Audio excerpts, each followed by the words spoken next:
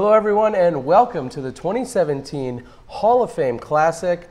I'm Terry Miller, the disc golf guy, and I'm joined by one of our PDGA board members to start things off tonight. This is Nate Heinold. Nate, tournament director of the Ledgestone Insurance Open, one of the richest and largest tournaments in PDGA history.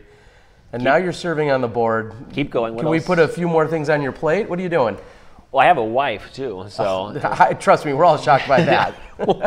Jeez, and a very nice wife at she that. is. Yeah, I don't know why she continues to let me do this stuff because I am gone a lot. But she's very nice. If she's watching, which she's not, but if she would watch disc golf stuff, thank you, Lori.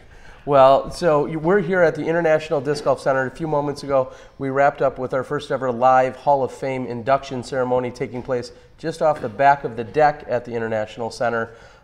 Some very inspiring words that we heard from some very big ambassadors and people that have helped push our sport forward. What did you take from it? Yeah, I've actually never heard Stork talk until a half hour before the ceremony, and he was incredibly serious the entire time.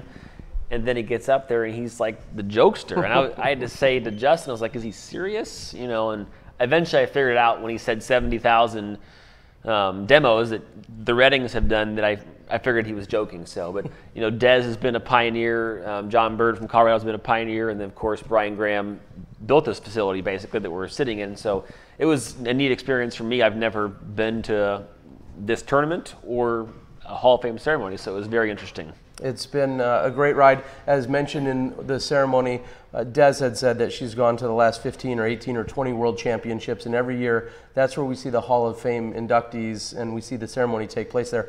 I've seen just about as many as she has, I think. I've been to so many of them, and it's, I was saying, inspiring. Yeah. There's so many people that have laid the groundwork, that have done so many things before us.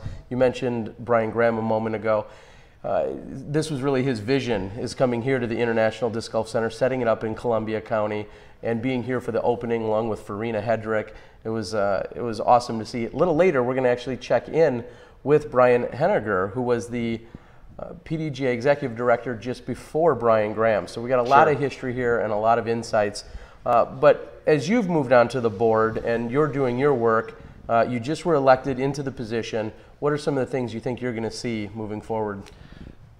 Well, you know, we have the Fall Summit Monday and Tuesday here, and I think we're at a very exciting time of the sport. We're seeing incredible growth, and I think we want to continue that, and so we're going to look to try to get, I think, disc golf into schools is one of the things I mentioned in my platform, and I think that it's a long process, but when you look at other sports like golf, which are declining, and you look at football, which is having, you know, some declines at the younger levels because of the negative effects of brain injuries and knee injuries. So I think parents are looking for ways to get kids into disc golf, and so I think that's a natural progression to hopefully see disc golf and the PDGA step in to say maybe we can do more. And so I think if they focus more on that, maybe we can, you know, do more on the pro side with what Steve Dodge and UC Resmer are doing. I think we have to support them because they are pushing the media and getting the pros out there to create rivalries, and so I think supporting them is another key that I think we should be doing.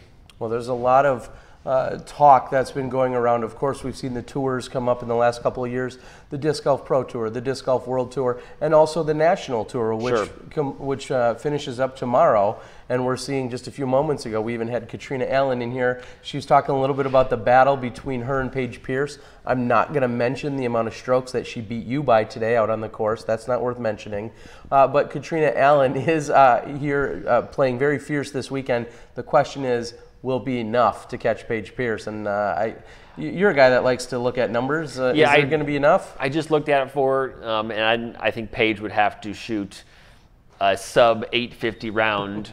I think Paige would have to get like 10th or 11th, and Kat would have to keep her lead. But I mean, through 2 rounds, I think Kat has averaged 995, and so I mean that's incredible. I watched her for 5 holes today or so. I tried to get in her head. Yeah, you say watched, she said heckle. I helped her, so I was supporting her. At the end, we had a $5 bet, and she did play a few different tees than me, but she killed it. And on the last shot, I just said, I did take a 7 on this hole during Worlds, and she shanked it. And so I thought, I need to shut up. You know, I tried to show her the scores, the other card, and she was like, no, don't do that. And so she's playing great. So Well, it'll be great to see that battle unfold. We're watching Ricky and Paul, of course, who are going back and forth as who will be, one of the two will be your national tour winner on the men's side. Yeah, that's close. If Ricky wins and Paul gets, I think, 5th or worse, I think Ricky wins the title for the tour. So it's somewhere around that. Obviously, Paul can take care of business if he wins, but I think there's 8 players in front of him. So he's only, I think, 3 back, but there's 8 players that are of incredible quality, that are right in front of him on a course that it's tough. You're going to see a lot of bunching at Jackson. If you look at the scores today, it's really tough to go out there and beat the field by 5 or 6. In fact, with this field we have, I would say it's impossible. So.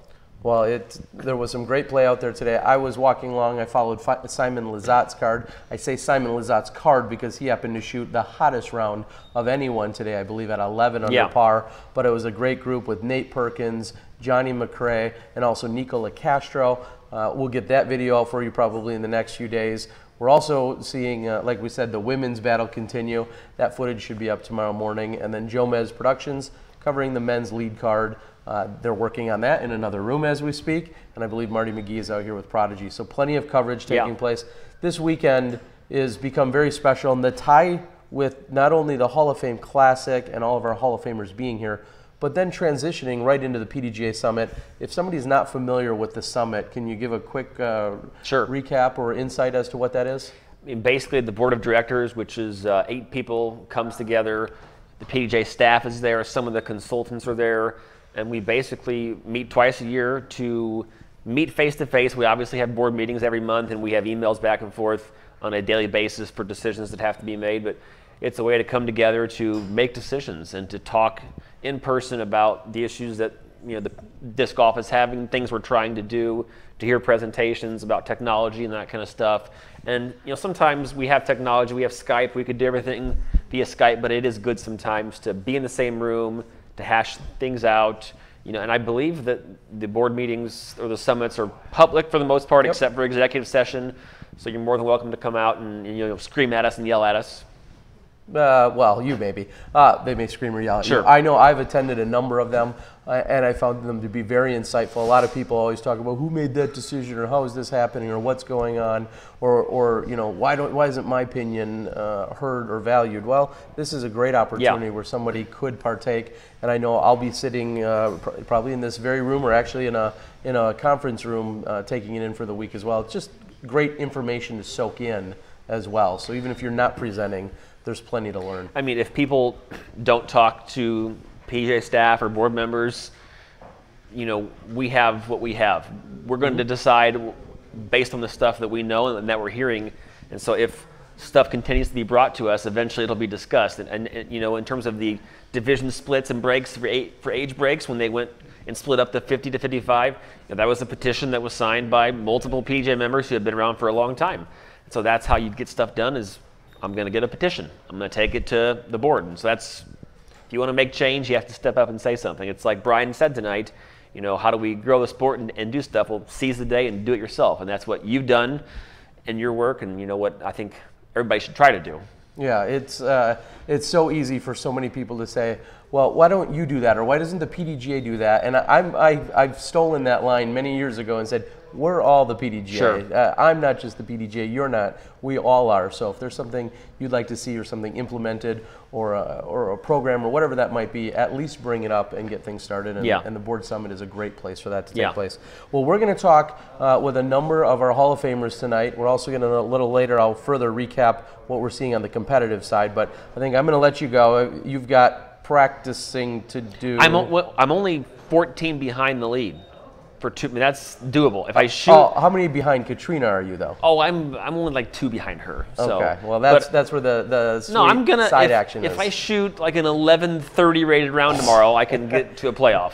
You're not even teeing off as late as 11:30. I don't think you're shooting 11:30. 11 o'clock. You're right. So that's all right. true. Well, again, this is Nate Heinold. He's on the PDGA board, a fresh new board member. So we look forward to seeing and hearing more from him in the upcoming years. Thanks, buddy.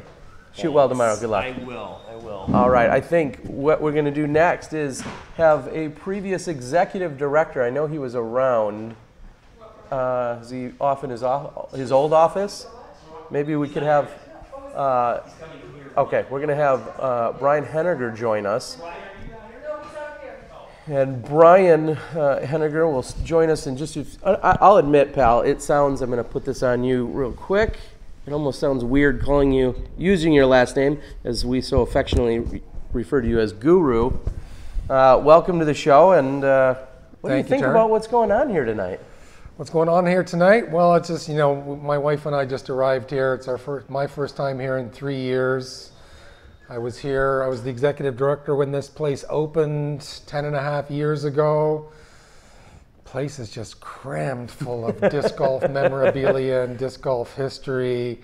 They're filled to the rafters here now, and it was a pretty cool Hall of Fame induction ceremony. I've been trying to get Brian Graham in for a couple of years now, and we got him in probably the correct time after he had retired, and the ceremony is in his hometown for the first time. It was very moving. It was, and there was a number of great speeches that were given, not only just by the inductees themselves, but also the people that then introduced them. And it was great to hear all of the stories, having Jay Redding obviously talk about his wife, for instance. You spent how many years as the executive director of the PDGA?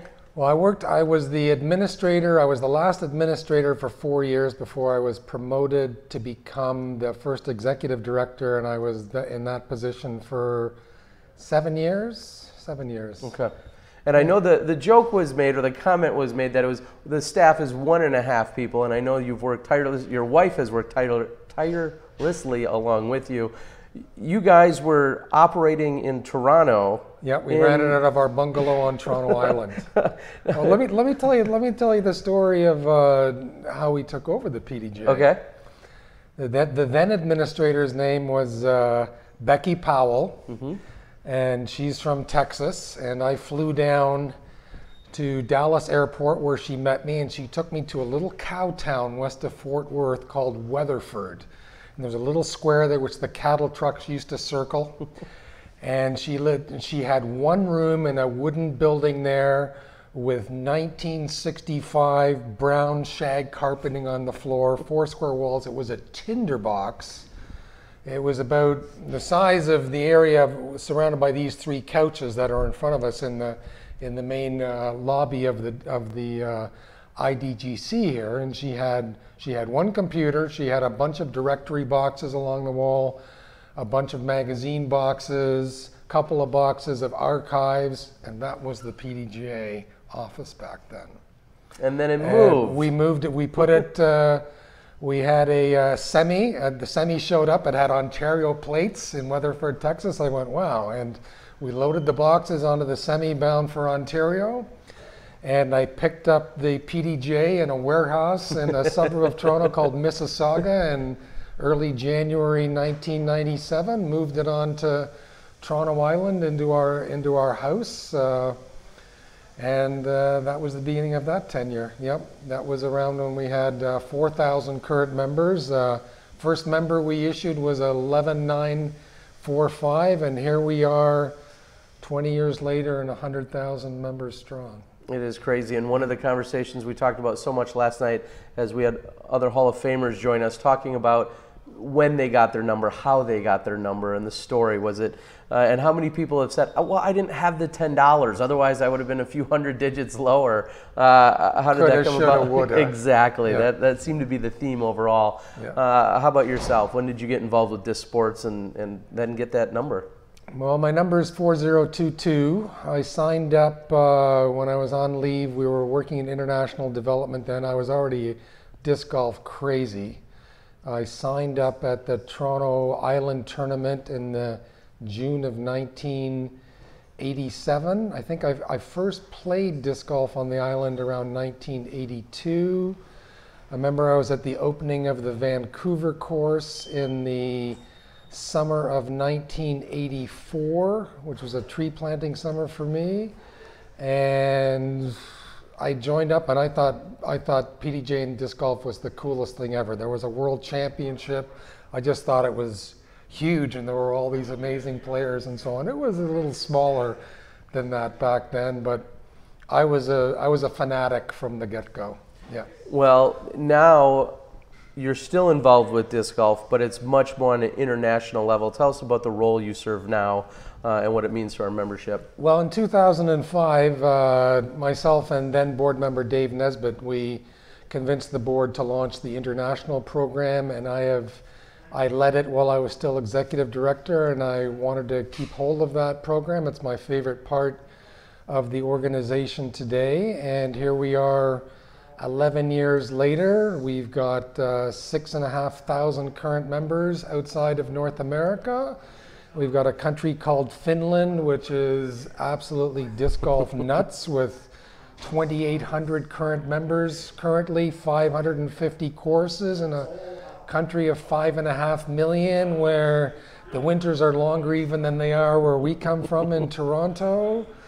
Finns like to throw things: rubber boots, cell phones, javelins, and golf discs. So what is it, what would you say is going to lead to more success internationally? Because we talk about where we are in the U.S., and then you talk about a place like Finland, and you have to mention a UC Maresma and so many others that are doing lots of different things. Yeah. But what would you say are some of those keys to success as we try to grow internationally? Well, we've got a project that's unfolding right now. We just had the first elections for the PDJ Europe Board of Directors, so we're going to put Europe in charge of Europe. Everybody likes to be in charge of their own home. They like to do things a little differently. Europe's a particularly challenging project because we've got 25 PDJ affiliated countries there now. We've got Finland, that's massive. We've got traditional stronghouse Sweden. We've got new kid on the block who's growing as fast as Finland is, called Estonia. And then we have a bunch of countries in continental Europe, some of which have been established since the early 80s, but they're much more modest in the amount of disc golf there. Part of it has to do with the pressure on the land and the history of those countries. I mean, it's not easy to get 35 acres assigned to disc golf somewhere like Germany or Switzerland or northern Italy and the wine growing country and so on. But putting Europe in charge of Europe, letting them do PDJ the way they want to, including reinvesting in Europe as we have from here through the Marco Polo program and so on, that is going to be, we hope, a giant step towards the long-term success of disc golf and the PDJ brand in Europe. Beyond that, the other international heartland of disc golf is Asia, Oceania, Australia, New Zealand, and East Asia, Japan. There is quite a bit of disc golf going on in Thailand now. It's well underway in South Korea, and the latest PDJ affiliated country is the People's Republic of China. Wow. So future of disc golf internationally. I mean, we all know how ingenious the Chinese are nowadays. It's a country of 1.3 billion people. I mean, if disc golf catches on there, I think I just answered your question. Very much so. But beyond that, let me say one more thing. I think the next part of the world where disc golf is slowly but surely going to take hold is Latin America. We've got courses in Nicaragua, Honduras, Costa Rica. We had the first PDJ sanctioned event in South America earlier this year in Brazil. There's a group in Argentina, and so on. And I think as the exposure of disc golf, as disc golf grows and it gets more exposure through media, through social media, I think that it's going to start to catch in more countries. And I think Latin America is the next hot destination. I think that'll be part of my pitch for the disc golf cruise with Michael Barnett, is I've got to get down there. I can help spread the love. Well, so my last question will be for you, as again, you know more about the international disc golf scene, I would say, than anyone else that I know. A few months ago, I was having a few beverages with our friend from Australia, the dude, Chris Finn. Chris Finn, yeah. And somewhere on a piece of paper or a raggedy napkin, we penned a bet. And I think he said that within the next 3 years, we would see an international player as a world champion. Does that sound like my $100 is, I've got $100 coming? Or Who did you bet on the States or international? I took the States. You took the States. I do not think we're going to see an international winner in the next 3 years for our World Championships. I believe he said 50% of the divisions, which to me would be either open men or open women as we were talking about that. If we're talking MPO and FPO only, you know, I love the international, but I have watched the European majors for the last 12 years. A European has won one of those tournaments, and that was Jesper at, I think, the second European Open in 2007 or 2008. And Jesper also finished third in the Worlds. Marcus Kallström finished second, and so on. But you look at the President's Cup results, they've come close a couple of times. I want them desperately to win. I want a World Championship to be held. It would be held in Northern Europe and Scandinavia. Finland and Sweden are the most likely locations. I want all of these things more so than just about anyone. But within the next 3 years, if you ask me to put a side bet on you or Mr. Dude, I'm sorry to say it, but I would side with you. Okay. Because I haven't seen it. I haven't seen it happen. I want Seppo Paju or Simon Lizotte. Yep. It's probably the best chance, or KJ, or Ragna, or one of these Finnish teenagers, Henna or Evelina, to win the Worlds. I would be just tickled beyond belief. But they're not there yet. I haven't seen Simon win the big one yet. Any major. He certainly has the pure talent and imagination to do it. But I'm giving you guys a shout out right now. Prove me wrong, please. Right. I want it more than anyone. But you haven't proven me right on this one yet, so prove me wrong. All right. Well, I watched Simon Lizotte put down the best round on the Jackson course today with an 11 under. He birdied every hole, I believe, on the back nine, and it didn't even. He looked effortless. He looked. He almost was disappointed with his play. He just has so much talent, and it's a matter of him keeping it all together for that prime week, that week of the World Championships. I think you're right. Him or Seppo seem to be our most likely contenders in that race. Well, maybe Simon's going to be the next one to win a major. We saw Nate. What a wonderful guy. What an amazing performance. I was watching the live video, the whole last round. I caught as much as I can. Nate, that was unbelievable what you did. It was perfectly scripted. It was. For all you've put into disc golf, for all those near misses, what happened last week was everything you could have dreamed of and more. And maybe Simon is the next guy on the block. Well, he's a nice guy, just like Nate is, so we'll see. Yeah. All right, Brian, we're going to let you go. Cheers. I appreciate your time, as always. Welcome. Thank you for all your insights. Thank you for the work you're doing, building our international scene and disc golf all around the globe. Thank you so much. Well, I love my job in disc golf, and I love the PDJ, so what can I say? Thank you, buddy. Yeah. All right, have a good night. Yay! All right. Is Jay Gary in the backdrop? Is that... I'm the .5, I'd like everyone. Yes, the .5.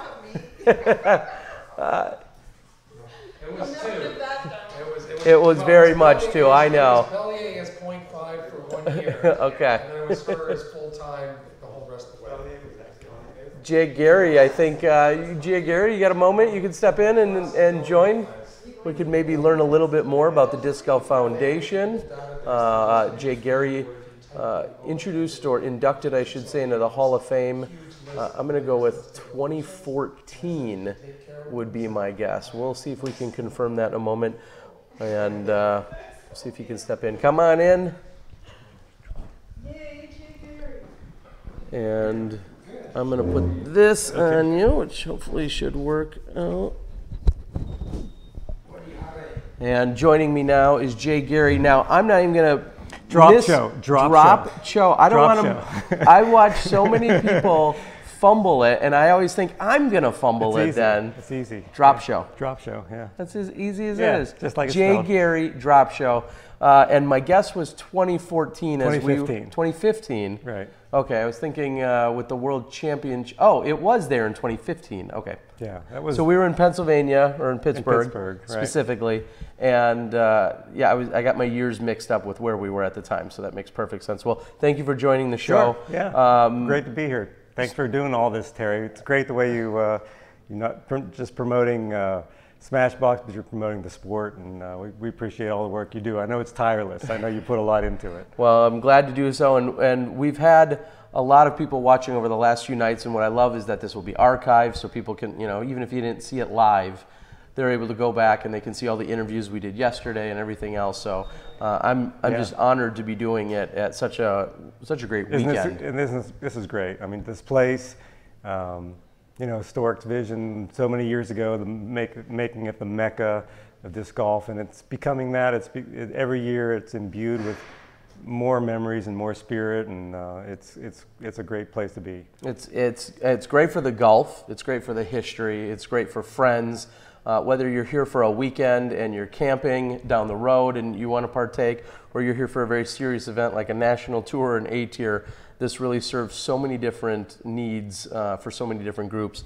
So a few years ago, you were introduced into the Hall of Fame, and now you've always worked on a lot of different projects and gotten tons of people involved with the sport, but now you're doing even more in working with the Disc Golf Foundation?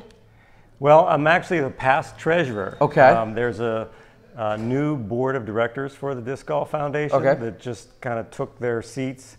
Actually, they took their seats at the Masters Worlds in Grand Rapids this past year. So, tell us about the foundation a little bit then, and within the vision, so everybody knows. It's a 501c3, a nonprofit charitable organization whose mission has been to advance the sport of disc golf on an amateur level, and do that through cultural institutions like the Disc Golf Hall of Fame, the Steady Ed Museum, a traveling exhibition of disc golf history that has been started in Pittsburgh and has been in Lemon Lake, and I think is going to be going to Huntsville, Alabama, but also through more courses, putting more courses in the ground, the Matching Baskets program, which has been around since 1995, I think, wherein the manufacturers like Innova and Discraft and the DGA have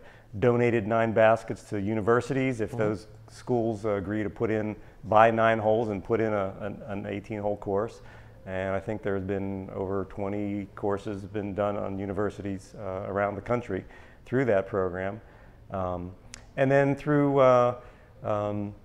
programs like a fiscal sponsorship where clubs and individuals that want to improve their courses or do projects, they can use the 501c3 status, the tax benefit of the organization, to give their donors a tax benefit for their contributions to advancing the sport. So the foundation is kind of, I think it's in its passing out of its childhood into its adolescence, and the new board is Christina Karlstrom is the new president. There's 6 other new board members who are all really skilled and excited, and are going to take the foundation a lot farther, and I think they're going to do really good things for the sport. And one of them being Elaine King, who I spoke with just last night. I've benefited, I guess, directly and indirectly. The Matching Baskets program was implemented at UW Parkside in Kenosha, Wisconsin, right around 1998-99 time frame. Duster Don Hoffman, one of the Don was an original board member, also actually on the board, and helped in getting that design going. And not only did I actually net a few wins at that particular course, which is great, but more importantly, eventually I actually was a 1-credit disc golf instructor at the college level there to teach disc golf. Cool. So I have that, again, as a kind of an indirect benefit that course went in, and it served so many, thousands of people in southeastern Wisconsin, but then also to say, eventually to put that on my resume, to say I got to teach disc golf at the college level, and that was at UW Parkside. So that's a cool thing, and I think the foundation is a vehicle for people to help realize projects they might want to do. Crazy ideas they may want, not just like having a charity tournament that might benefit somebody who's in need in some way, or a local project, but perhaps you even bring into the world something that nobody's ever thought of before. So the foundation has a vehicle to do that. And I think the new board is going to make that really happen. And in Wisconsin, we somewhat adopted a very similar mission with our Wisconsin tour that we do. Money is raised throughout the year, and then people can actually apply for a grant, and then we kind of review all of those applications, and then we award baskets and give those out through around the state. So as you guys have done just that, we see other people continue to grow and thrive and develop other programs, all to benefit, you know, the greater good of disc golf and the growth of it, which is awesome to see. How much are you getting to play these days? Some people, it seems like everyone has a little bit of a sine wave as they go through life with what they're involved with, how passionate they are, but yet there's projects and other things going on. Where are you in your playing days? I'm feeling pretty lucky, actually. I'm getting to play a lot. This is probably the most tournaments I've played in perhaps 20 years. Playing in a Grandmasters division here at the A-tier event, and I'm doing okay. You know, I played in the Vibram Open this year, which was just kind of a bucket list thing to check off. Played in the Masters Worlds this year. I just won a C-tier in the Open division a couple weeks ago in Pittsburgh. I won a B-tier in Buffalo, New York this year in a Grandmasters division. So I'm getting to play a lot, and I'm trying to get better, you know, like we all are. And actually, I think I'm improving in a lot of ways. So, you know, having run the Worlds in 2015, the Pro Worlds in 15 was a big commitment of time and energy, and I don't regret any of that time put into it.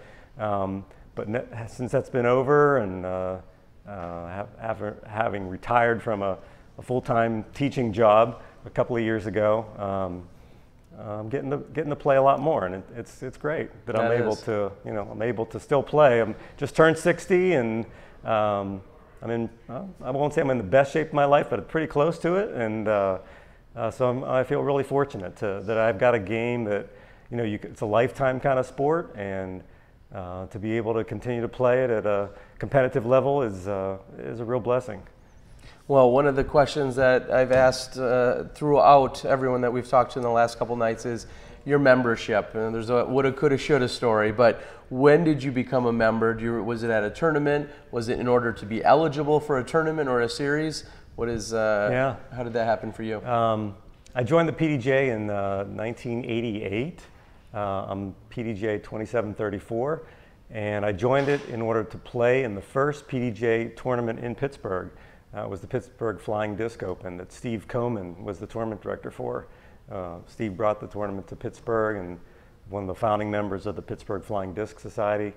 And I think I have I don't know if it's a patent pending, but it's the Arrow. That was the disc I got from the PDJ when I joined there. So yeah, it was. I guess I'm a joiner, you know. I've joined clubs and that kind of thing, but also synonymous with usually being a supporter. Yeah, but it was a cool thing. I was going to get a disc, and got to play in that tournament. And I don't remember exactly what happened, but I met a lot of people. I remember seeing somebody putting straddle for the first time, and I thought, oh, I can do that. And so I kind of started emulating that, and I'm kind of a straddle putter since then. So. Yeah, PDJ's been a good thing for me to be part of, and I'm excited to be here again to play in a major event or an NT kind of event. Yeah, it's been great. We've got all these courses to choose from, lots of different skill levels, and as you said, both a national tour event, A-tier event going on.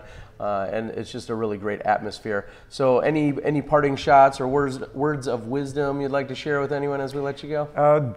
Don't stop playing. Keep playing disc golf. You can always get better, and it's certainly a great family to be part of. It is. All right. Well, Thanks, it was Terry. great talking to you. Thank you. Thank you for joining us. Thank you for being here this weekend. My pleasure. Making the entire Hall of Fame weekend such a memorable one, and it was great talking with you. Yeah. All right. Take Thanks, care. I'm man. going to grab this from you there, and have a good night. Thank you. Good luck tomorrow as you close out the tournament. Jay Geary Drop Show. I'm going to get that right forever since so many people are challenged by it. Thank you so much for joining us. I'm trying to see who else we have out in this. Wow, this is quite a crew here. Looks like I see, is that Jeff Homburg off in a distance? Are you interested in talking to us about some of the stuff going on? Yeah, I'm going to make you come over here, unfortunately, but we're going to have Jeff Homburg join us. And wow, just thinking about your effort as you walk over here, the efforts you've taken on kind of scare me.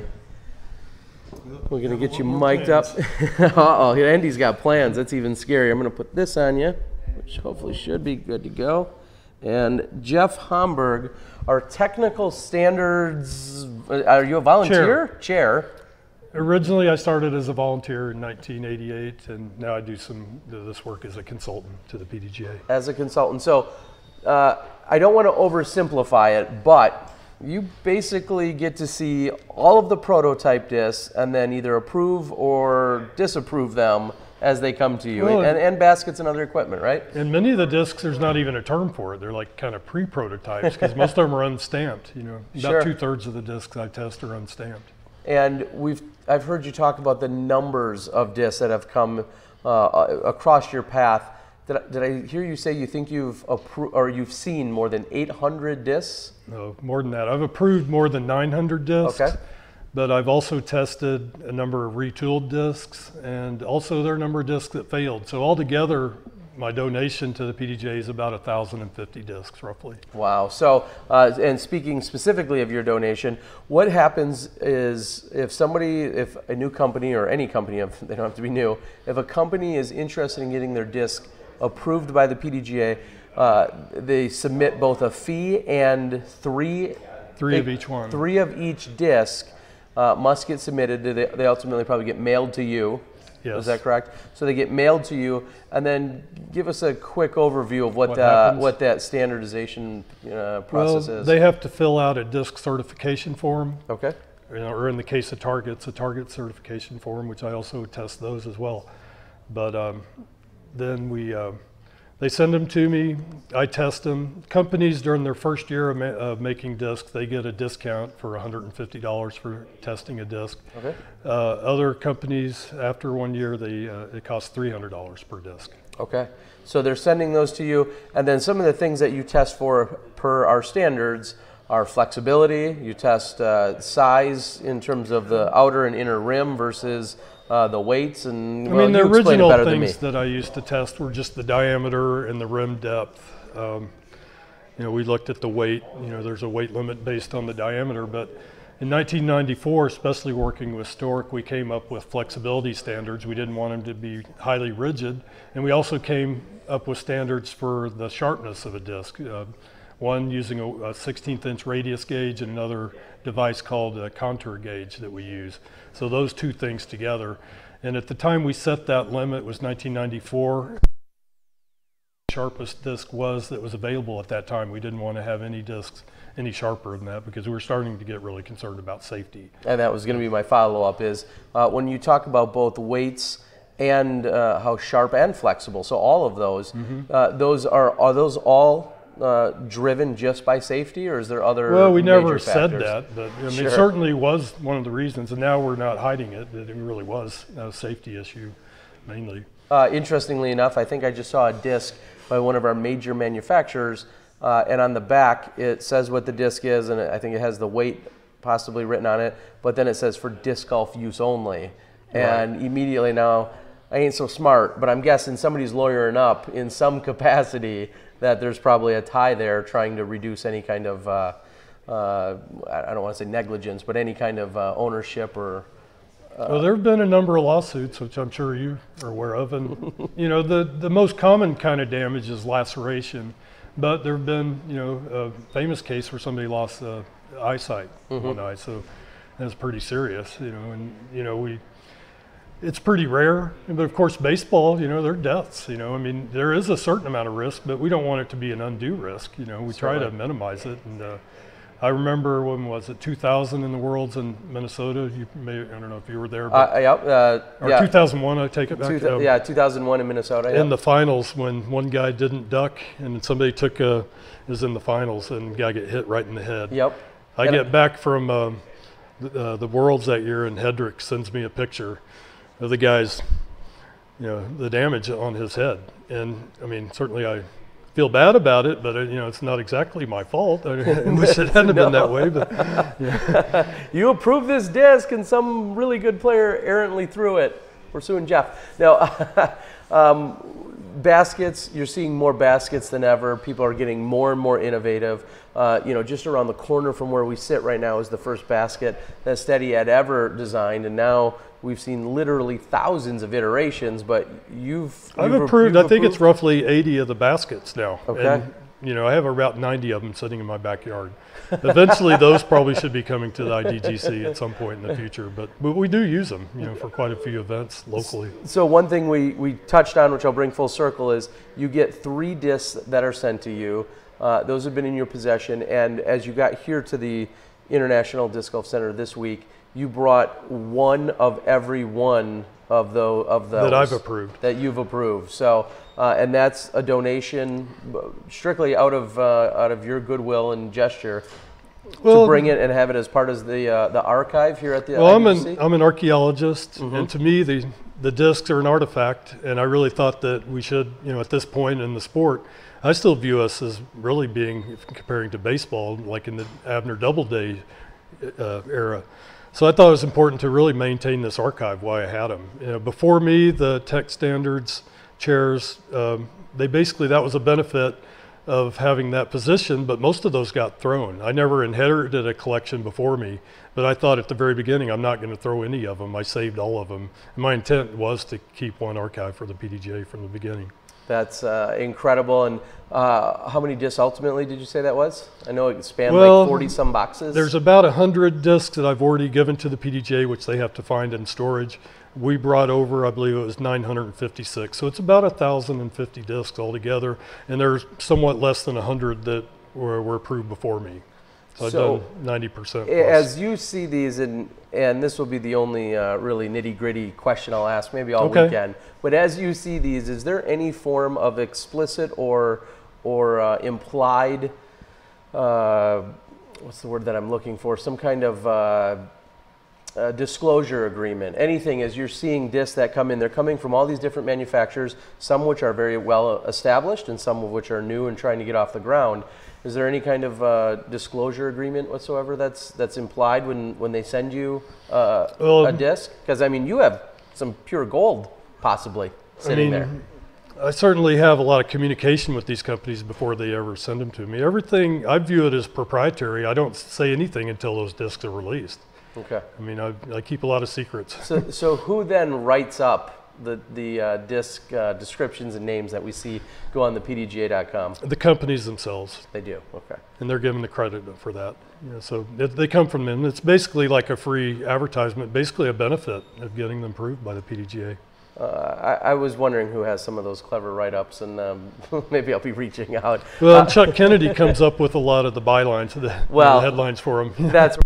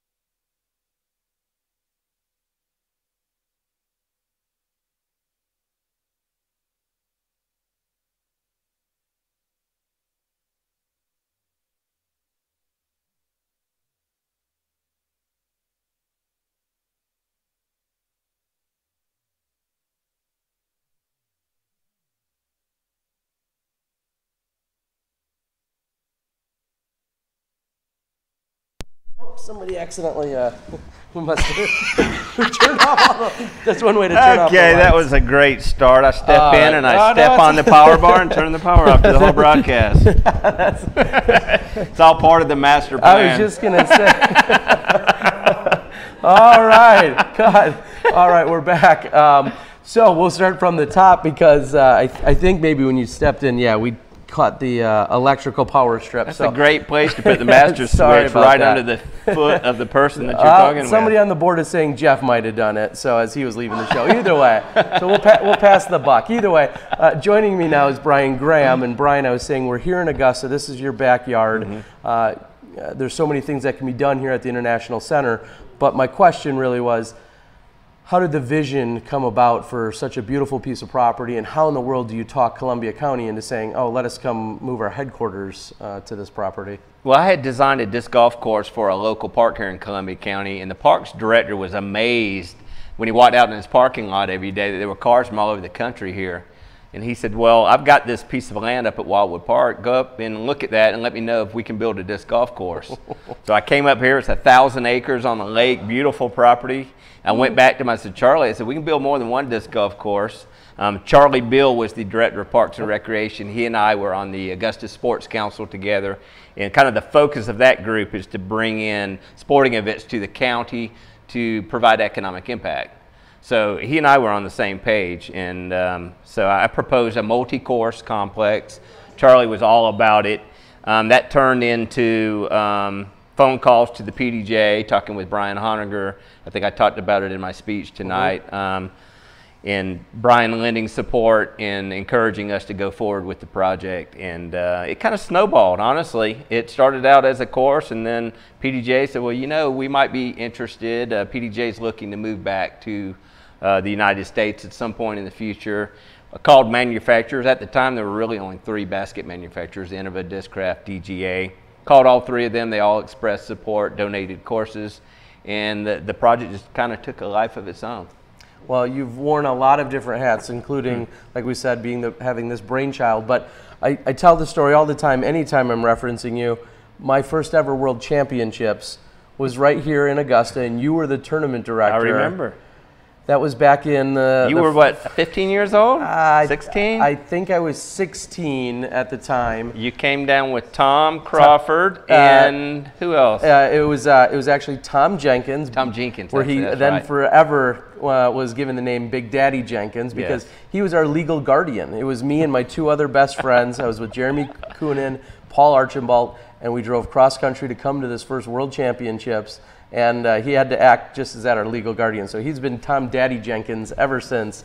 And John Turlap, you have other mutual friends that we know. John Turlap was a local disc golfer here in Augusta, started playing, and then he moved up to your neck of the woods, gave me a phone call and said, hey, I have some buddies coming down to the Amarillos, you know, be on the lookout for them. And sure enough, Big Daddy showed up with Little Terry. Littler Terry. That's not funny out there. But that was the first of what ultimately was 20 consecutive years of me playing in World Championships. Yeah. But I've got to ask you, in '96 you run that Worlds, 2006 here in Augusta, another World Championships. What is it about event directing that you were drawn to? Because it's a tall task, as you know. It is. I don't know what drew me to event directing. Quite honestly, I started out as a player. Augusta only had 1 course at the time, and I looked for ways to build new courses, and I didn't have this vision of let's make the sport greater, let's grow the sport. Quite honestly, I just wanted another course to play. Oh. And it kind of, so if you follow the evolution of courses in Augusta, they kind of spiral from where I lived at the time. I got farther and farther apart. So it wasn't some great plan to make the sport better. But over time, I got it. I got involved with the PDGA, found that I had a talent for organizing and running events, and I really enjoyed it. And I wasn't a very good player either, so. So it makes it easier to step aside sometimes. It does, yes. Well, and I think there's so many of our efforts within disc golf start that way. It starts somewhat selfishly, but then you find that it very quickly can benefit so many more people around us, and that's one of the beautiful things as we move forward.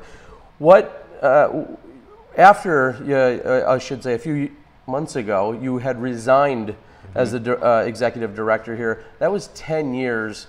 What did you see during that 10 years besides the all too obvious growth? What else were some of the things that you saw in the sport of disc golf as our director? Yes, that's a tough question. At the same time, an easy question. I mean, it was just the evolution of the sport, kind of the natural evolution. Brian Honegger and Laurie Gibson before me brought the PDGA to a certain level of maturity and handed it off, and I think we took it to that next level, and now I think the time came for me to step aside, and Joe Chargaloff, our new executive director, is an awesome guy. I have no doubts he's going to kill it and move the sport even to greater levels. So the toughest question maybe of them all is, what are the words of advice you pass on to someone like Joe Chargaloff as he takes on the organization, eclipsing 100,000 members and nothing but hopefully continued growth here in the future? What kind of advice can you possibly give? Well, there's a lot of talented people around him and around us, people with a lot of experience, a lot of Hall of Famers. He's got people like Dan Stork-Roddick as an advisor on the board. Some really good people, and just to tap into that experience and learn from others and not be afraid to try new things.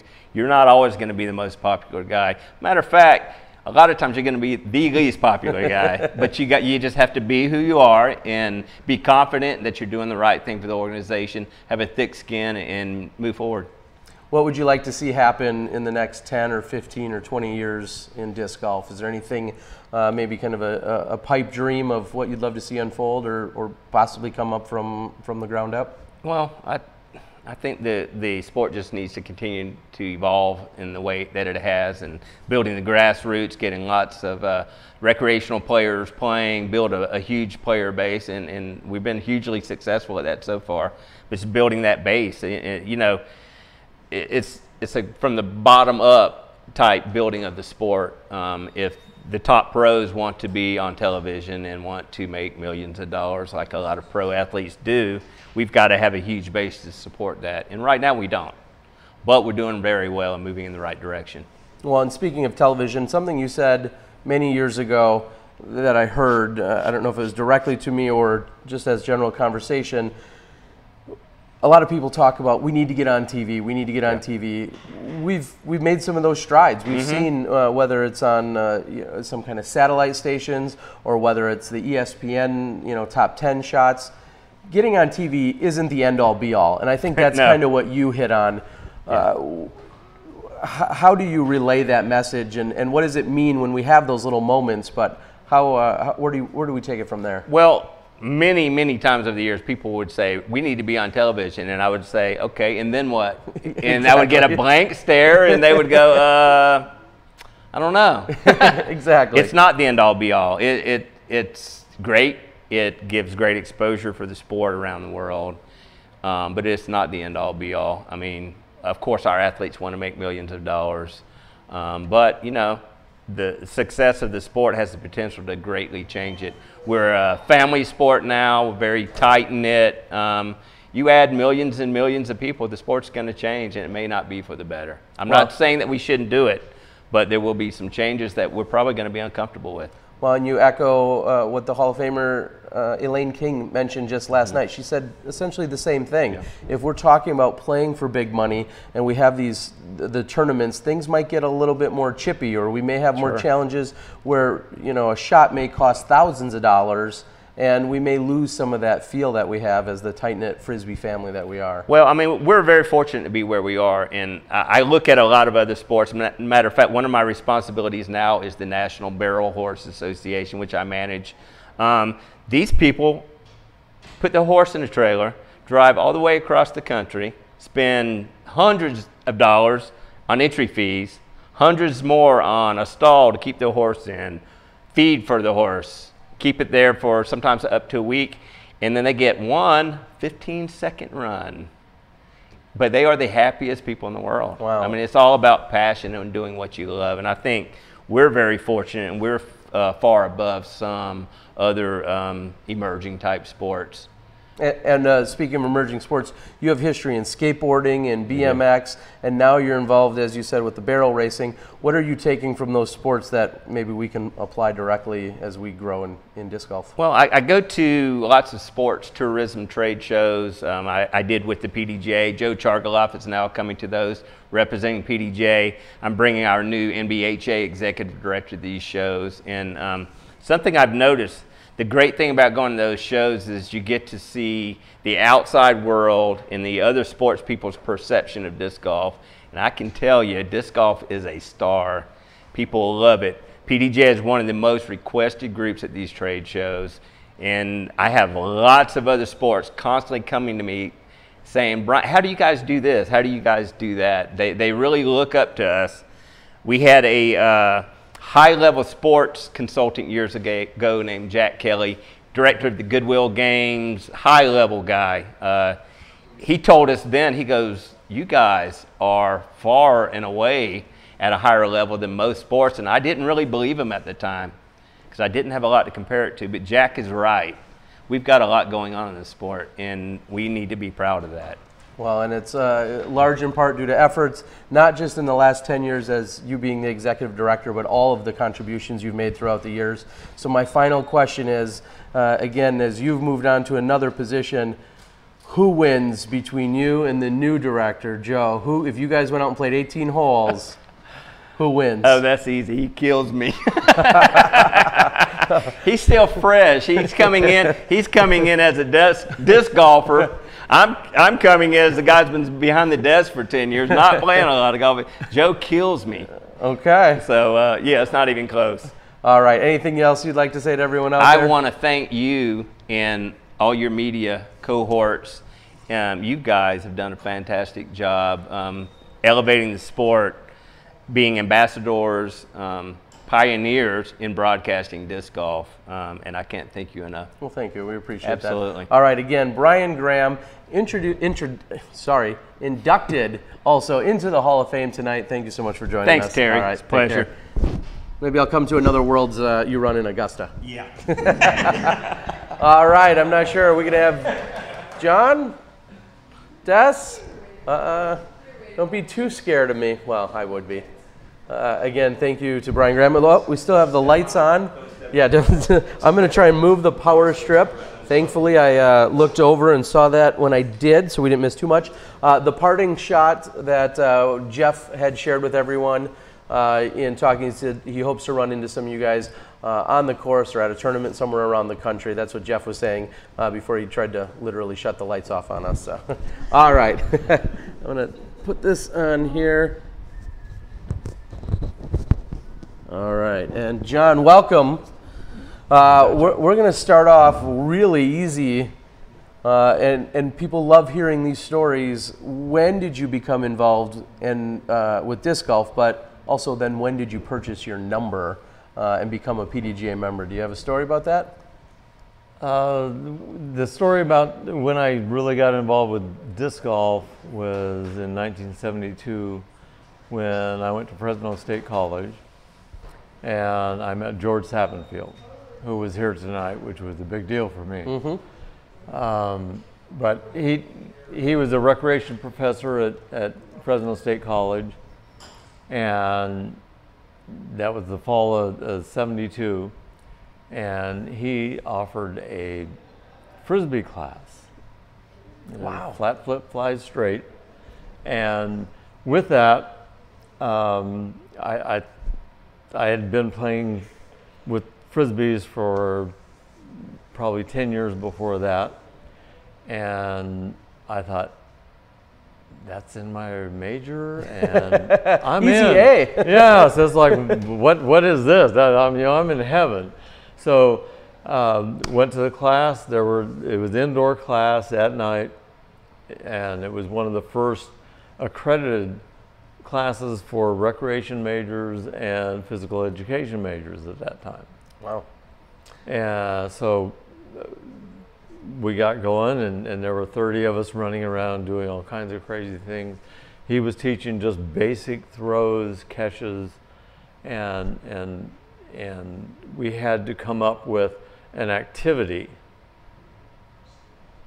around Frisbee somehow, Okay. each one of it. And one of the things that he introduced to us and the idea was Frisbee golf. Wow. And it's like, okay, but I like all the tricks, throws, and catches. And okay, yeah, Frisbee golf, yeah, we'll try that. Which at the time, to date, it was hitting a tree, hitting a tree, lamppost, hitting the side of a building, right? Those types of the things. way I like to describe it is anything that didn't move or moved slow enough, we would throw at it. That was our target. Okay. So that was kind of my introduction to it. And after about the first class or two, he said, well, you know what? I have too many students here. I need a co-teacher. You want to help me? It's like, I'll pay you. Like, I'm in. Yeah. Yes. You know, Wow. So that was my introduction, and now I'm making money playing Frisbee. It's like I'm in heaven. A very early professional, to say the Yes, least. yes, yeah. And now we find, I just visited a property last year in going to Colorado. I don't get out to Colorado that often, but I believe it was the Latitude 64 Amateur Tour was wrapping up, and it was hosted, and everybody kept saying, this is John Bird's course, we're going to go out there. Talk what that course is, and how is it different from, say, another course you may find down the road? It came about because there were conflicts in another course, in a Johnny Roberts course in Arvada, and there were a lot of issues with, because that course started in '77, there was nobody using this particular park, and there were a lot of conflicts between Other park users. New paths that started coming through, new activities that started coming through, and it was just a dangerous situation. So in going through and trying to get the park advisory board into understanding why this is all happening, I talked to the park planner and I kept saying, you know, if you have any undeveloped area that's out there, we can maybe take the pressure off of this or move this out there. So what they did is he finally at the end of the day said, well, when can you go out? And I think I have some property. And I looked at him and said, now? You know? No time like the present. Seize the day. And so we went out that day and took a look, and there were 50 acres of pasture land.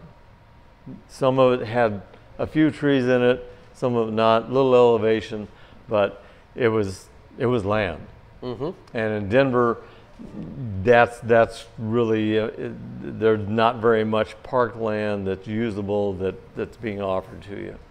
So I said, okay. And he said, well, what can you use here? And I just looked and said, all of it, please. Give it to me.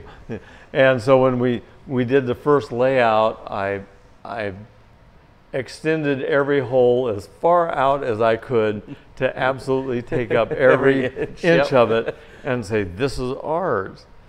And they said, yes. And so that's how it started. And that was in 2000 when we first went out and looked at it.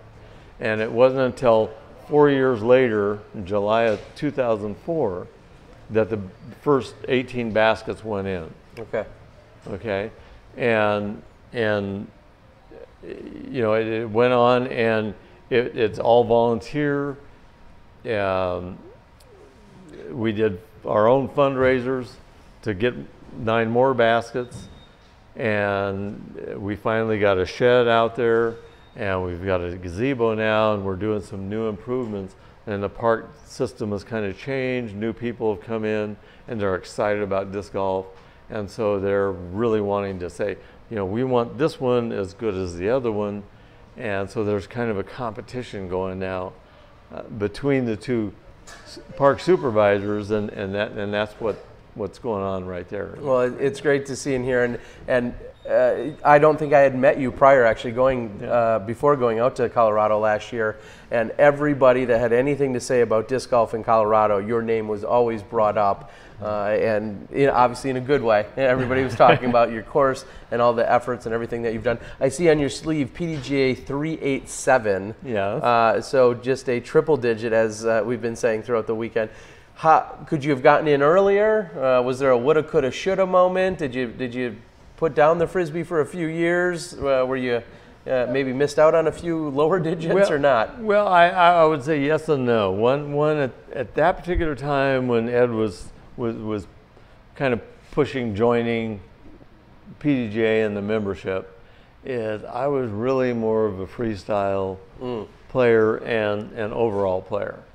So that's where I came into the sport, and to be honest, disc golf was kind of something I just did because it was there.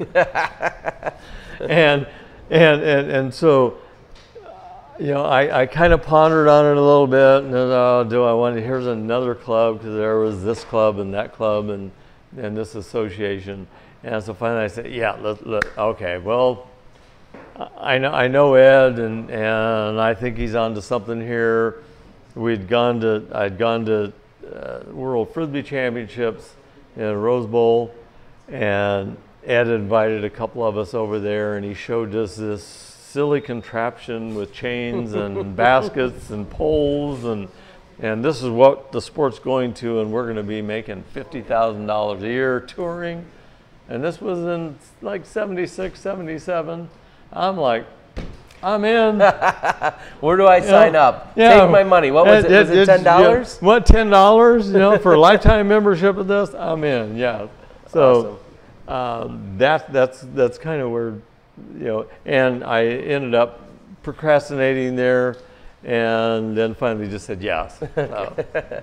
Well, and one of the themes that I've heard throughout the weekend is so many people talking about their very early Frisbee days before we were throwing at targets, and then also how many people have a direct connection or had conversations with and shared time with Ed Headrick.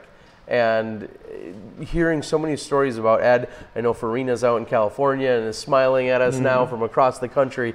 It's just how everyone speaks of him and how he was such an innovator. And I'm guessing he butted heads with a few people along the way, from what I've heard. But I think that some of that tenacity is what helped push us forward so swiftly. I think so. Yeah. Fred, Ed was really, he was a promoter, and when you're a promoter and you've got to make people believe that this is the next best thing to, you know, cheesecake. Yeah.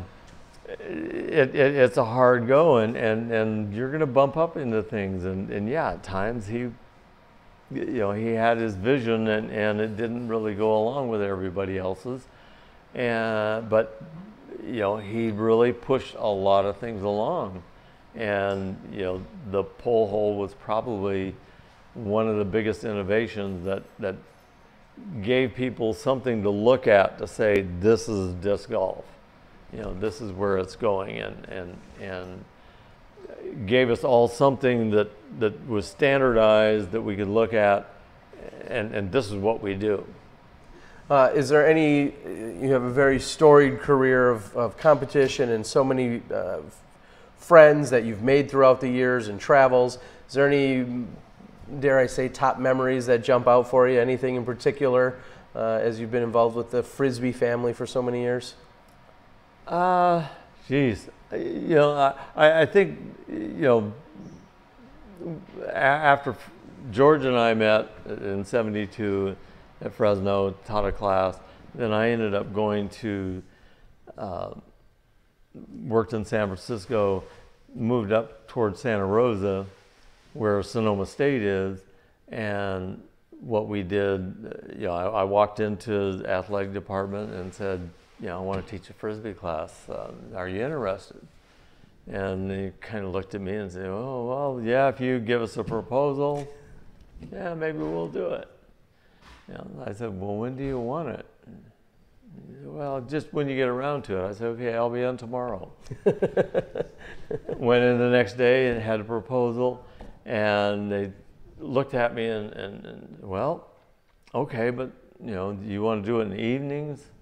You want a gym? You know, in wintertime in California, that's considered cold. Yeah.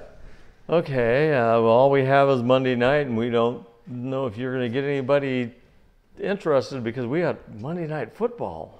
Yeah, okay. I looked at it. Okay.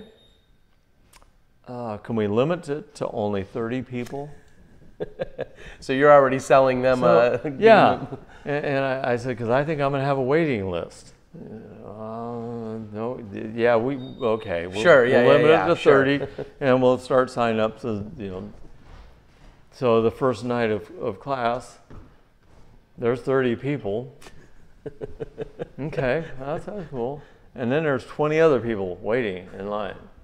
And so it's like, okay, well, remember you're first in line for next semester. Sure. And that's how. Then in that spring, that was in fall of '75, spring of '76, we had a request from IFA to host a tournament, but we couldn't host the tournament unless we had a club. So that's where the United Flyers of Sonoma came into play as being a club, and from then on, they're still out there playing disc golf. That's amazing. Yeah. Yeah. So many clubs you think about all started with that diehard Frisbee fanatic way back in the day, and it's unfortunate when you see some of them eventually fall or crumble or dismantle, but to know that there's this legacy that continues on is awesome. Do you have any parting shots that you'd like to share with the world on such a special night and a great occasion? Well, I never really thought about the Hall of Fame connection with me until about 2 years ago when Joe Fight gave me a call and we were talking about Colorado stuff and this and that, and he just, why aren't you in the Hall of Fame? And I said, I don't know. I never thought about it. It's like I'm having fun. I've been doing this for 40 years. It's like, just what I do. And then he said, well, I'm going to nominate you for it. And it's like, okay, I don't know. And to be actually voted in by the other Hall of Famers is just an amazing feeling of elation and gratitude that it's really special. And I couldn't have done it without all the other people in Colorado that help keep disc golf going and sharing it and just making it grow and growing in a way that's positive. Well, again, the Frisbee family and the support that we all give one another, I think we're seeing more and more efforts continue to build and grow up, and I think we'll continue to see the success of disc golf because of all that. And I want to thank you for everything that you've done, and I feel a little bit unfortunate that it's taken so many years for us to cross paths, and we didn't do it sooner, but thank you so much for joining us, and congratulations on a great night. Okay, yeah, you Thank betcha, and come to Colorado anytime you want. I would love to be back You for betcha. sure. Okay. I appreciate it. Thank you. All right. I'm going to remove this from you. And you will be all good. All right. Have a good night. Go enjoy a beverage or a few, or if you need to. Again, John Bird joining us, PDGA 387. And I know we talk about the numbers quite a bit. I have that woulda, coulda, shoulda moment. And unfortunately, I just missed out on the 4-digit membership, but by getting 10738. However, our first ever 5-digit member of the Hall of Fame is now joining us. And dare I say, Des Redding, first of all, at one point early on in your career of touring and playing along with your husband Jay, you slept on my apartment floor while I was in college. I know. Oh my gosh. What are we doing here 20 years later? What are we doing here? We're still kicking it. We are. Yeah, actually, you even paid my entry fee to get me up there for that. I mean, thank you so much. Anything I can do for the support. Now, I think back to those days, and usually synonymous with you being in Texas and or Iowa, depending, I think, on what time of the year it was. That's right. But Iowa being obviously close, I'm a geography guy. Iowa being close to Wisconsin, you came over, and I felt like we embraced you immediately and we always love seeing more women in the field, but you came over and were competitive right off the bat. What was that like, starting to travel and starting to see other states and new courses early on? It was quite, it was super fun for me because before disc golf, Jay and I were avid backpackers. We hand-built a cedar strip canoe that we toured with for about the first 5 years on the truck. And so disc golf allowed us to have a vehicle to still backpack and camp and canoe and do all these things that we were really passionate about. And then we kind of flipped the switch on it and became super passionate about disc golf. But disc golf, to start with, allowed us to do all of those things together. In the same weekend, In even. the same weekend, yeah. All at a very reasonable price point on top of it. Completely, yeah. When you put in camping, sleeping on someone's floor in the cot when they're in college, and yeah, you were able to do a whole lot in that. I'm still able to do a whole lot on a little bit. Yeah, and while you were talking during your induction, you spoke of really traveling around, and I know you've taken in all parts of the country and you've traveled abroad. What has it been about that traveling that's so special to you? And dare I say, could you name a few of your favorite places that you visited? To start with the first question on what's special with me to travel around is I love to be able to see different areas. And when you put in disc golf, disc golf is a really unique sport for the fact that the game is the same but the game is the same, but when you put it in the different regions, it becomes a whole different game. Okay. And so it's unlike other sports where the basketball court is the same, the tennis court's the same, the softball's the same. Everything is on a real rigid structure. So disc golf, to me, was such a unique sport for the fact that I could do it individually. Even though I was a college pitcher on a team, being a pitcher was a very individual aspect of that game. So I preferred the individual sports in the end. Even though I played a lot of team sports, I liked being able to control my own self. And then disc golf just was fantastic because here I was able to have all those things that I liked about sports, being in control, figuring out shots, doing mathematics along with it. But then if I go out on the East Coast, it's super tight and wooded. And then I moved to Texas. I learned this huge hyzer from like Vinnie Miller and stuff to how to throw over like low cedars and live oak trees. So to me, it was like a really great marriage of traveling, sports. And the second question, Vermont is beautiful. To play, one of my favorite courses is in South Dakota. So Spearfish Canyon. I mean, it's just a fantastic little gym that probably nobody gets to play.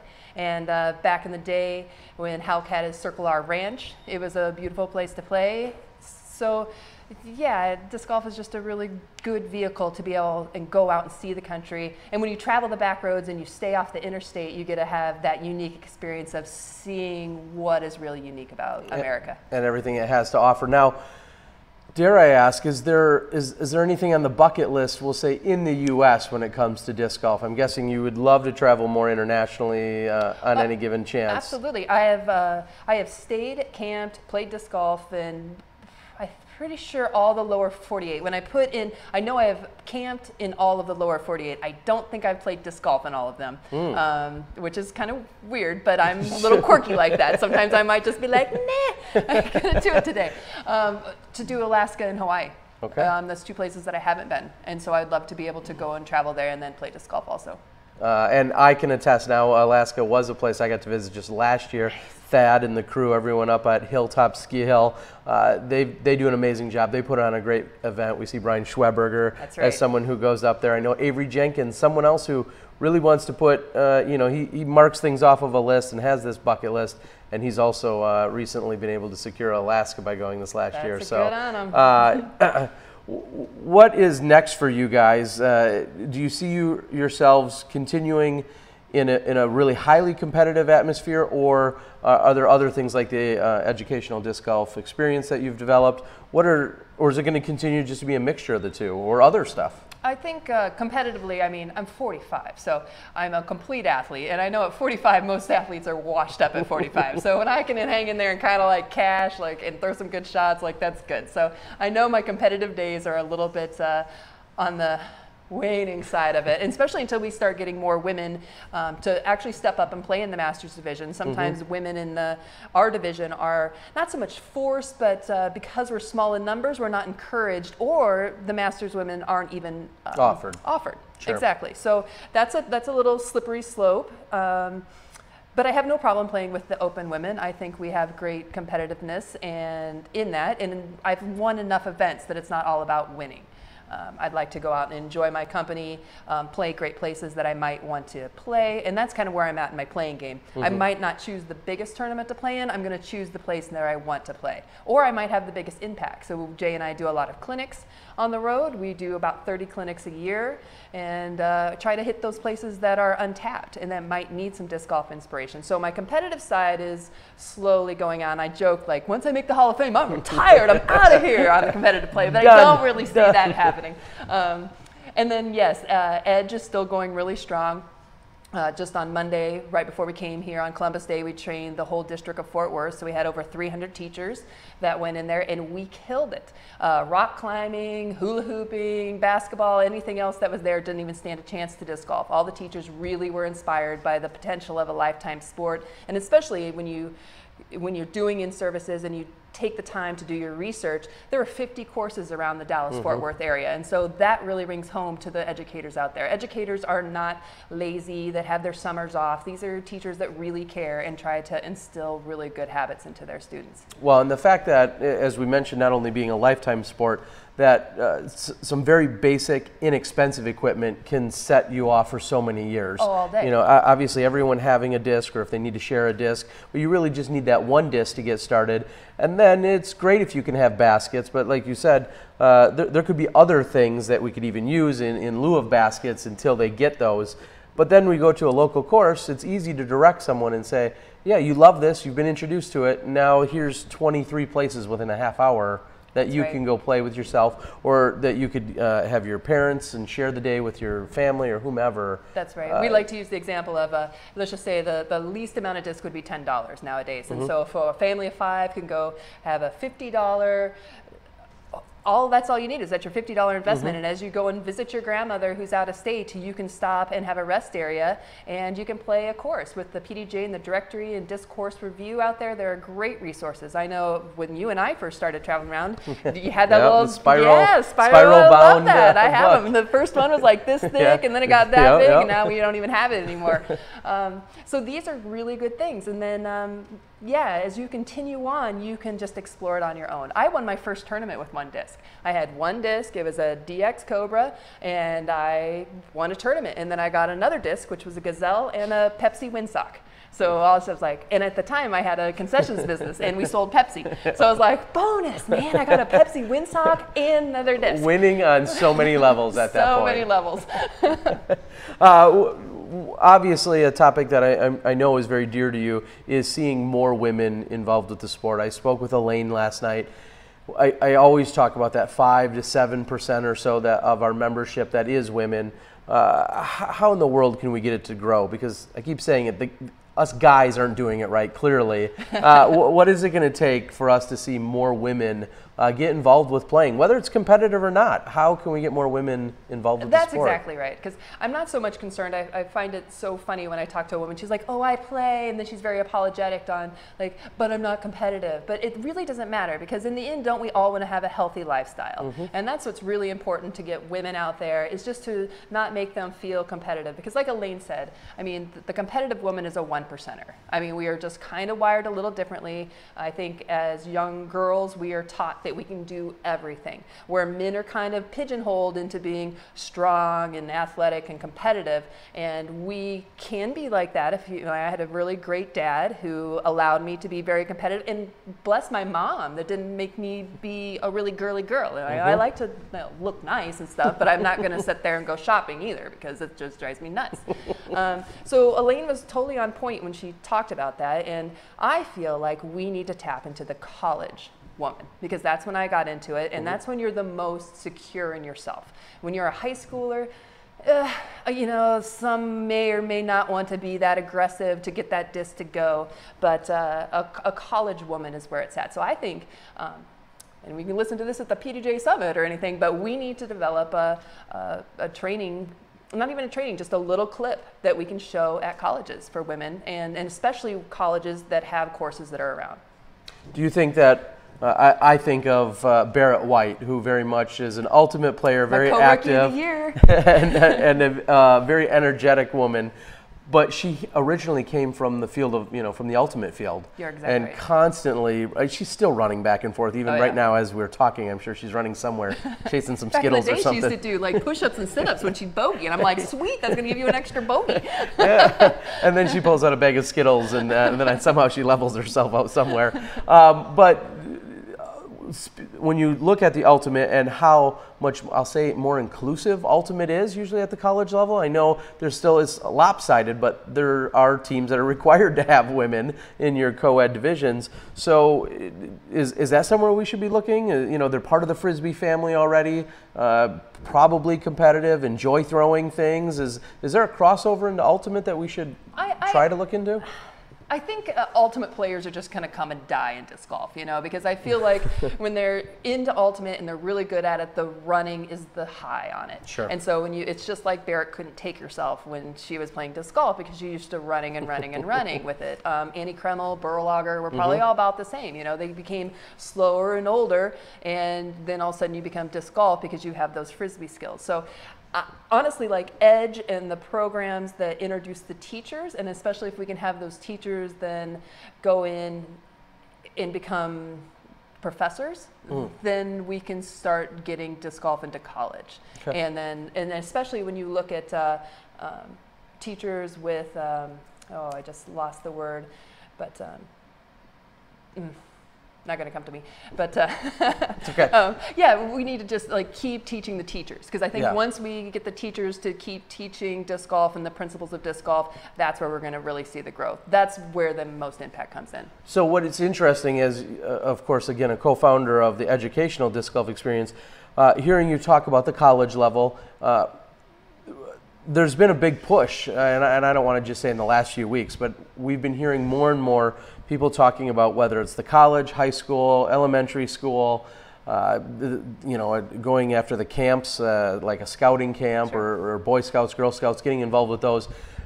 Overall, it can be summed up by saying we need to start going after younger people, we'll say 20 and under, and that, of course, is going to be where our future is? Is that all too obvious to say? I do. I feel like the growth for women is going to be from the younger generation. I think men, we could start tapping out older, but definitely, if we're talking about growth of women, then yes, that is where we're going to snag some women that are in there. Because once you start getting women who are already established in their careers or start to have a family, we're just going to see them play some disc golf and then be a good mom in a good family and slowly wean themselves off of playing some disc golf too. Which is all too unfortunate. I think we see that, and I know that's fair or not. That's a Fuck cultural up, thing. husbands, give up a weekend. And I totally agree, and I was going to say, I believe that's just one of our maybe American cultures, that it seems all too often ultimately the mom is the one that sacrifices and Buck is home up for the society, weekend. get paternity leave. Yes, get it together here. Get it together. Get a little more progressive and get with the times. Men care too. So what is it? Does it mean? I know it's special to go into the Hall of Fame. Does it mean anything being the first 5-digit member? Absolutely. I mean, I feel like it kind of as a 5-digit member, you crack the code, because I have the ultimate respect for anybody that has that 4 digits. I think anybody in the 5 digits has all had that, if I only had a 4-digit, what if I had a 3? Can you imagine having a 2?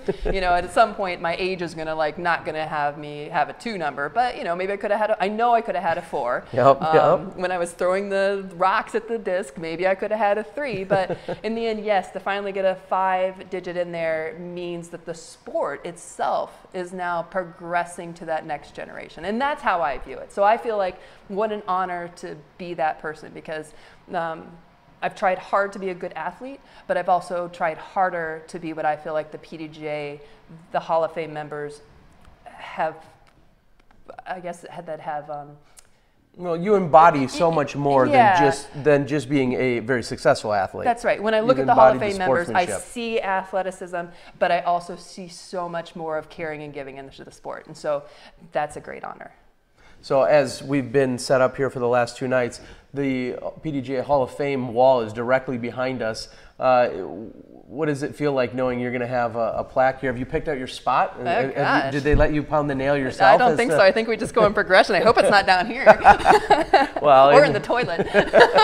The wall directly behind us, as you can see, is full. It's just, I think I overheard Joe Chargaloff talking, our executive director, talking about where the expansion will go and how else it needs to go. And Speedy Guerrero, our Hall of Fame curator, I guess, yes. Had said, all right, yeah, let's not put any lower, because sometimes those aren't seen enough. So now also you get we haven't talked with anyone else about this, you get a copy of this yourself. That you get one correct. version.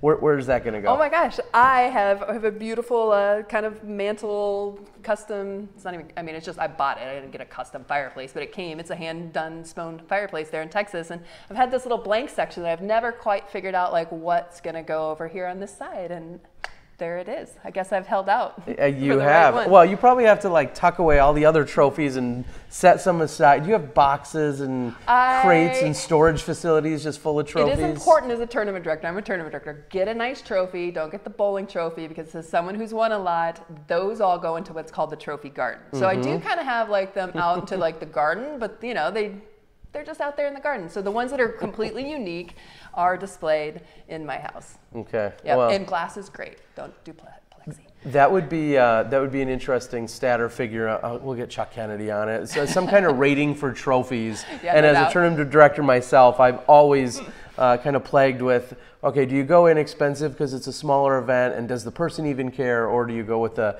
big fancy, or should it just always fit the level of tournament? I think it should fit the level of tournament. There's a lot of ways to go about as a tournament director, because otherwise with all these divisions, I mean, we're just cash out of hand on those. Thousands of them now. Yeah. All right, is there anything you'd like to share before we let you go? I think I need to say, and I did forget this when I was speaking, is I'll come back to Jay, and I circled his name, and I gave all these great props to everybody out there. But I did forget the most important person in my life, and that was Jay Redding. So my whole life and disc golf career is completely intertwined with him, and it wouldn't be anywhere without this guy.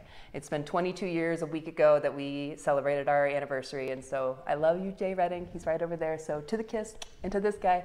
And to the Frisbee folks and the disc golfers out there, pick up the disc, let it whirl, give it a twirl, and to the rest of us out there, just be kind. All right, there you have it. Our first 5-digit PDGA Hall of Fame member, Des Redding. Thank you so much for joining us. Thank you, Terry Miller. I think you should get in here. That's not up to me. But thank you very much. Yeah. I appreciate that. I'm going to grab that, and you're all good to go. Thank you so much for joining. All right, good night. All righty. Uh-oh. This might be a special occasion and a perfect way to wrap up a great night here at the PDGA Hall of Fame Classic. Someone celebrating a birthday, and also his dad is always on the board as some of our greatest supporter, and someone who played on the lead card here at this national tour event today. So if you're waiting on the Jomez footage, spoiler alerts, hashtag spoiler alerts, we're going to have none other than AJ Risley. How are we doing this? I've managed to not grope anyone, so we're good. You might be the first, though. Nice. All right, AJ Risley. Do you mind if I just straighten? No, please do. Stancil Johnson, a little bit. You would think that if any of them were a little bit out of sorts or out of whack, it might have been Crazy John. It would be. But it looks like he's good to go. So your dad's on the board, and first and foremost, happy birthday. Thanks. 23. 26. Oh, again. 2. 26 again? 26. All right. Oh, yeah. Well, happy birthday. Thanks. Really special day. You played really great golf, of course, yesterday, and then today that puts you onto a leader card here at a national tour event, the final one of the year. I mean, you've been playing great golf as of late, but you bested some of the very best in the world to find yourself on that lead card today. How often, I mean, you don't have to be modest here. How often do you serve the beatdown on Paul McBeth? I mean, yeah, not a whole lot. I don't think I've ever I don't think I've ever beaten him in a tournament. I think the closest I've gotten to doing that was 9 years ago. Okay, but who's counting? Yeah, and I think he broke his right hand, and so he was playing the tournament left-handed, and we tied. And that's as close as it's ever Ricky, got. who is also not on the lead card? So no, but in all seriousness, a great day of golf yesterday. Thanks. We moved from the Steady Ed course over to the Jackson course. What were some of the differences for you with those two courses? Well, I mean, first of all, it wasn't an accident that I got myself on the lead card for my birthday. I kind of planned it, as you should. But which was awesome. It's crazy circumstance. It was a lot of fun. But yeah, the difference between the two courses, a little bit of length, a little more elevation change, but really, every hole out on that course requires a lot of skill and a lot of planning. Whereas, the Steady Ed course, you can kind of get away with, a lot of different lines, a lot of different shots, but you can kind of tell the difference between a Chuck Kennedy design and a Tom Monroe design from a John Houck design. And with John Houck, you've been out to Nantucket with one of his more recent courses, and that place, it's just like this one. He has certain things in mind for us as golfers. He gives you options, which is great, but it's like you have to know, okay, this is what he wanted me to do. He wanted me to place, on a lot of these par 4s and 5s, it's like, okay, I want to place my shot here, so that way I have a straight shot to the basket, and okay, I've got this to, such trees to maneuver around, and it really makes every shot, you have to think about it. There's not one shot out here, not one tee pad or approach that's just like, okay, I'm just going to stand and whatever. So is it fair to summarize that maybe the Steady Ed course with Chuck and with Tom, they wanted you to go out and have some fun, and John Houck just wants to beat you down? Is that, I think so. Is that what I heard you say? That's a great way to put it. I mean, I had a lot of fun yesterday playing the Steady Ed course. It was a lot of fun, a lot of cool shots. You're playing right near the water on a few of those holes. But then this Jackson course, really is more of a tournament caliber course that, brings a lot more of the skill and shot making ability into the game, which I think is, that's where we're going. Yeah, it is. Well, we see your card tomorrow. I'm going to read off actually the lead card first, which you just slipped off of. We see Devin Owens, Wysocki, Austin Turner, and James Conrad. There's actually a four-way tie for first right now, sitting at 22 under par. I watched Simon Lizotte shred the course today, and he came in and is now sitting at 21 under par, tied with Chris Dickerson. And then you find yourself tied with the lefty in Zach Melton at 19 under par. So you may be sitting in a tie for seventh, but just 3 strokes off the lead yet. What would you like to change from today's round that you would like to directly apply tomorrow? Is it putting? Is it approaching? Is it driving? Is there anything specific that you're like, all right, I got this tomorrow, and here's where it's going to start? I think I made a lot of good putts today. It felt really good. If you're going to watch the, yeah, you heard literally. I heard and saw one of them. Hopefully it was in the good. In the one good year I have.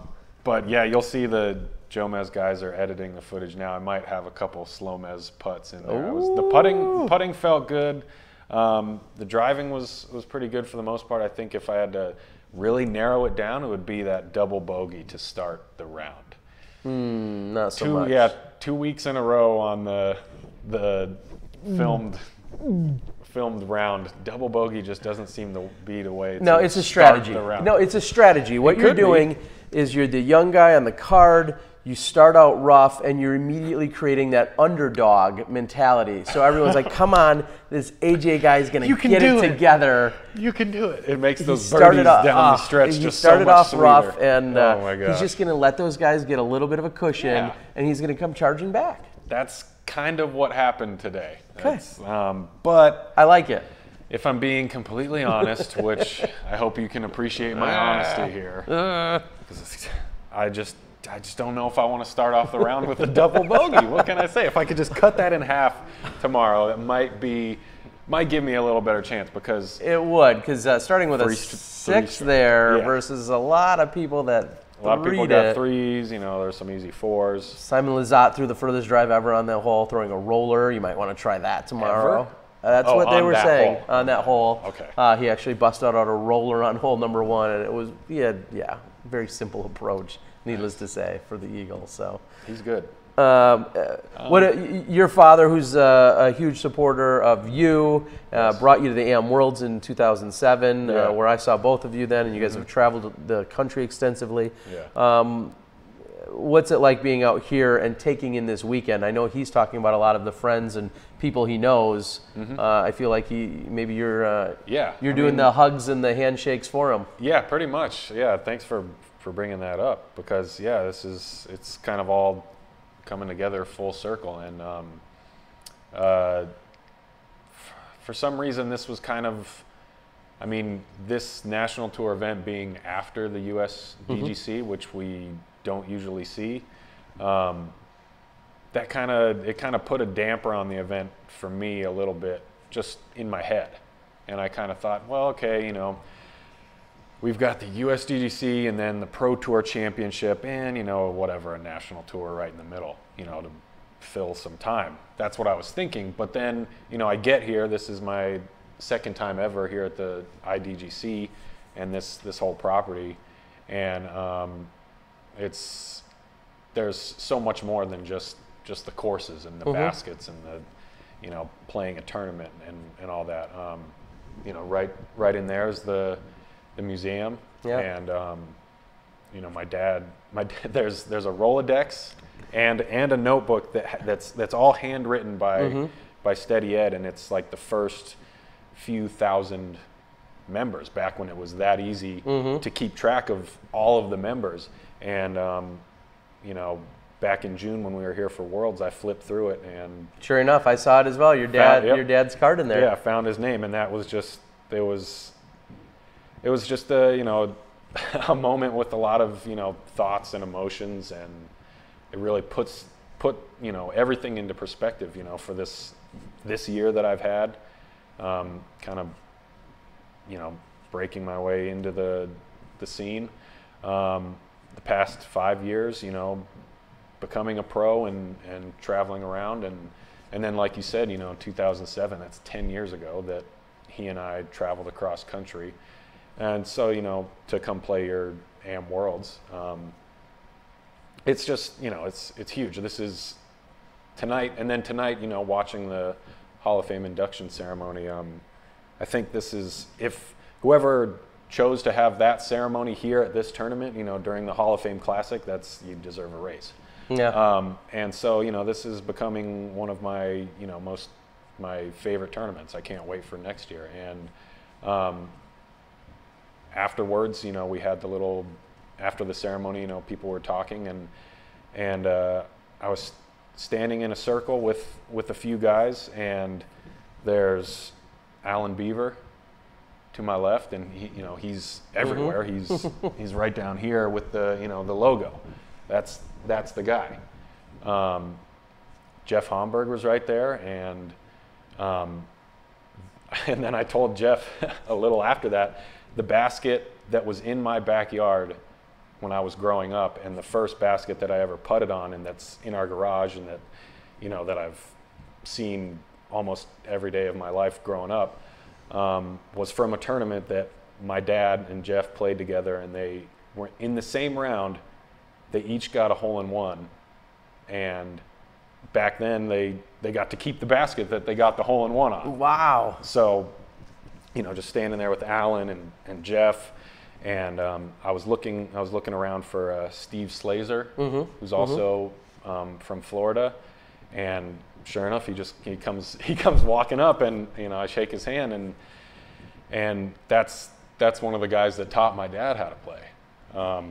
So it's amazing, all these moments that are just putting everything into perspective, you know, having, you know, my journey coming up, my dad's journey, who taught me how to play. Yeah, it's pretty pretty awesome. So what if there's a third round? Yeah. We already won this weekend. Yeah. I'll certainly say that. Yeah. It's been so great. I've got to meet a few. I'll say I feel like I know most of our Hall of Fame members, but there's definitely been a few that I haven't really had an intimate conversation with, and that's been great as I've learned and hopefully shared their experiences and their knowledge with the rest of the world. And as you said, it's just a great weekend, and I think this is a step in the right direction.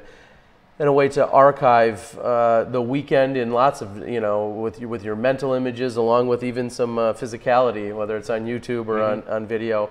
And it's been a tremendous honor to be here and to be part of it as well. And I'm going to back up for 1 second. A Rolodex is this wheel-like thing where you put cards on it, and that was like before Blackberries or before smartphones. You'd have a little card and it was a wheel. Anyway, so just to clarify for everyone. To tangent off of that, I think my dad might have the most addresses. Just crossed out. The most like phone numbers and addresses in that whole thing. He's got like 5 of each. I don't know what was going on back then. Moving all around and doing what he does, promoting golf, I'm sure. And again, the Steady Ed Hedrick Museum, just a few feet from us, the PDGA Hall of Fame wall right behind us, and great courses and a great facility, and it's open to everybody. All of our PDGA membership should come and partake and play some golf. Yeah, and we'll show you real quickly. Here's what this is. Again, a Rolodex. When I was here and I looked through this a few months ago myself, I was thinking, all right, now is there any kind of privacy laws we should be worried about? And I wonder how many of these phone numbers and addresses are still correct. That would be another interesting. Can we get like an archaeologist to run some stats or figures? Do we have one? And dig up some of that info for us? That would be a good way to do it. Rich Riser. Yeah, here it is. I don't know if you can zoom in, but you can just see. We're going to trust you. I don't know. See, like. Yeah, I see. Here. It's like the whole card is filled up with three different phone numbers. And I see 1 address, 2 addresses, I think 3 different addresses as well. I guess that makes sense. Where's your cell phone at, bro? 1 number. That's all you need. Yeah. Awesome. So. All right. Well, we're going to close things out. It's been an amazing weekend here. We've got one more round of golf. Again, Jomez, Prodigy, the disc golf guy. We all have some footage out there for you to consume. We're going to try to do our best to get the women's lead card. It's been a pretty crazy day. Their first round is up. It was up at 10 a.m. this morning for all of you guys to consume. And we're going to try and get that up hopefully before the end of the night or before tomorrow starts. We'll see how that goes. I want to thank all my guests, all of our Hall of Fame inductees, along with all the other Hall of Fame members that made the trek here. Joe Chargaloff, who had this vision and helped implement it, that we could really focus this Hall of Fame weekend on just that, our Hall of Famers. I want to thank Chad for helping me out, along with Dalton, as well as Matt, who's joined the crew for the weekend. So for AJ Risley and Terry Miller, the disc golf guy, this has been a heck of a couple of nights for us. We're looking forward to the wrap up and the conclusion tomorrow night. We look forward to checking in with you guys sometime in another day or so. If not, we'll see you on Tuesday night on our Smashbox TV podcast. Thanks. Have a great night, and we'll see you on the flip side.